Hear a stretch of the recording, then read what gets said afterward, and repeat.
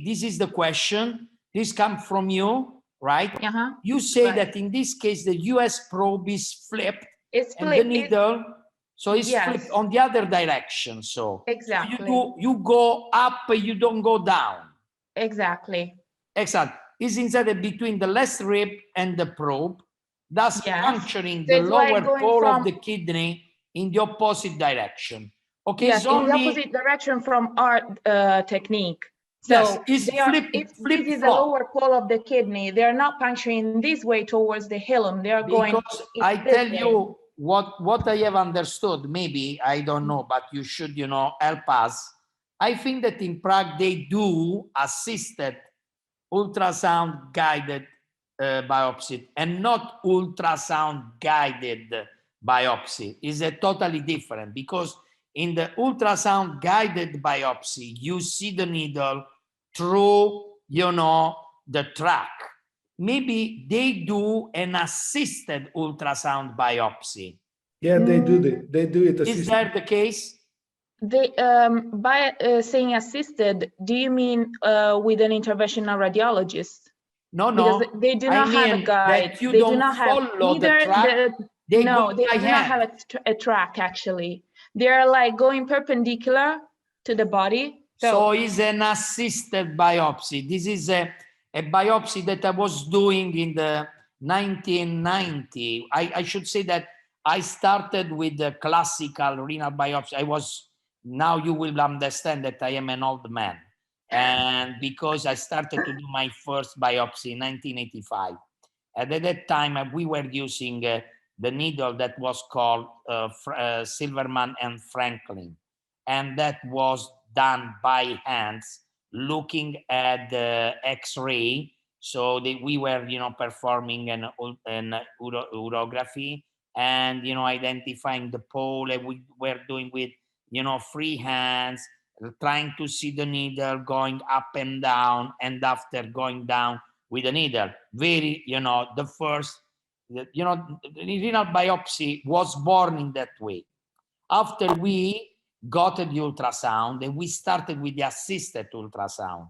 So for what you are reporting to us, that looks to me that is an assisted ultrasound. That is, it's okay, but you cannot get precisely, you know, the right inferior pole, because you lost a little bit the dimension.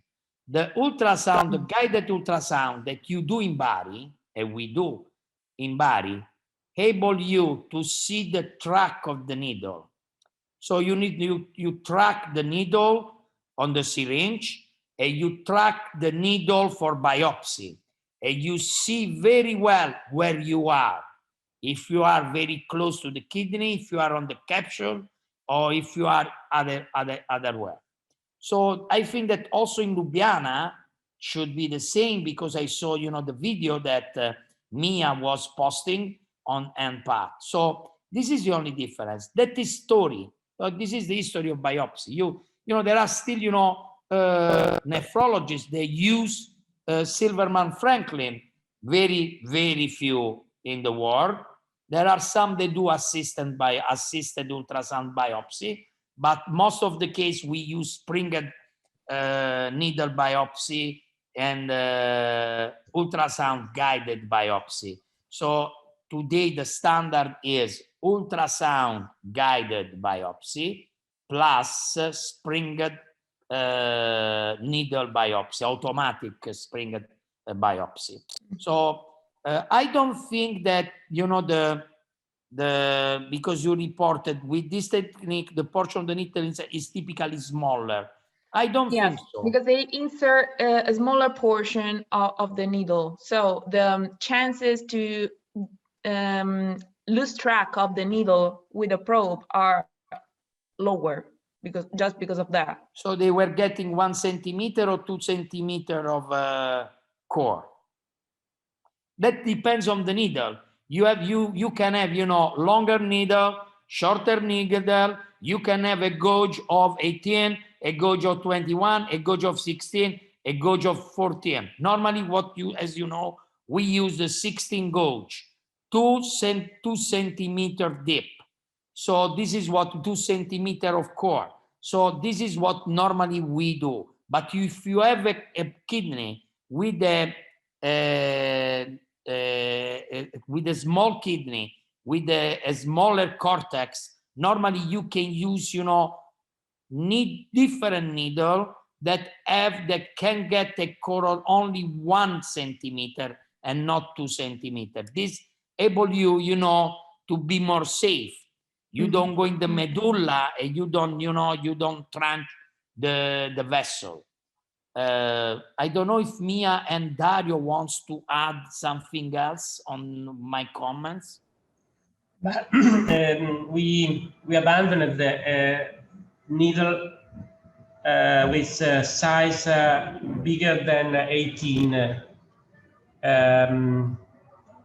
gauge, because we found that if you need more material, more parenchyma, we simply add 1 specimen more, maybe 2 specimens.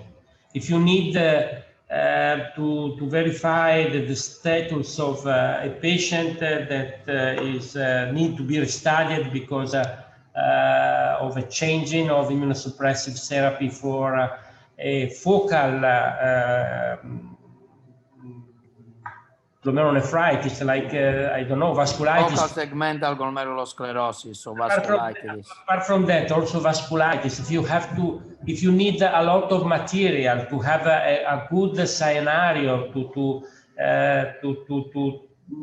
judge not only the diagnosis, this is not the matter, but the prognosis of the patient, we sometimes take 4, 5 specimens, and this is why we use the commonly is for the cut or is for the pathologist? It's for the what? Sorry, Tina. I was kidding you. No, it's for us, but also for pathologists. What we initially, our pathologist was. Sorry, Dario, I didn't understood well. You are using a 16 gauge, not 18 gauge. No, 18. Oh, you are doing only 18. And the pathologist doesn't tell you anything. She changed the idea, because before she told us that she needed to have a larger specimen, also to have a look on, or especially to have a look of vessels. But what we found, it is not true. 18 gauge is enough. Is enough for any kind of need you have. And if I can recommend something, I recommend to use 18 just because it's very safe. It's safer than, of course, than 16. And if you need more if you need more material, you have just to multiply the specimens. There was this. Well, my experience, Dario, I was using the 14 gauge at the beginning. After I moved from 14 to 16, and normally what I do today, I do 16 gauge for native kidney and 18 gauge for transplant. So we do. I use the 18 when I have, a smaller kidney. If, I have, for example, in vasculitis and in amyloidosis, when you suspect amyloidosis and vasculitis, since, you can have some problems on the vessel. So I do that, or otherwise I go with the 16. Let's see, Mia, what do you do in Turin? Yes. Five pass. We actually do the same as Professor Catella just told us. When I started to do biopsy, I was a control, one person control group. I did 1 core 16 and 1 core 18 gauge needle. And actually there, after 1 year, we went through pathology, and actually there was no significant difference in the quality of the 16 and 18 gauge core. So now we are actually doing for the native and also transplanted kidney, mainly the 18, we use 18 gauge needles and 2 cores, two tissue cores. Also 20 millimeters, although if there is a small kidney like in pediatric and small, let's say transplanted kidneys, then we use 10 millimeter core. But the standard is 18 gauge, sometimes 2 centimeter. 2 centimeters, 2 cores, 2 centimeters for the electron microscopy and immunofluorescence. And there is enough tissue and usually enough material that we are quite happy with this.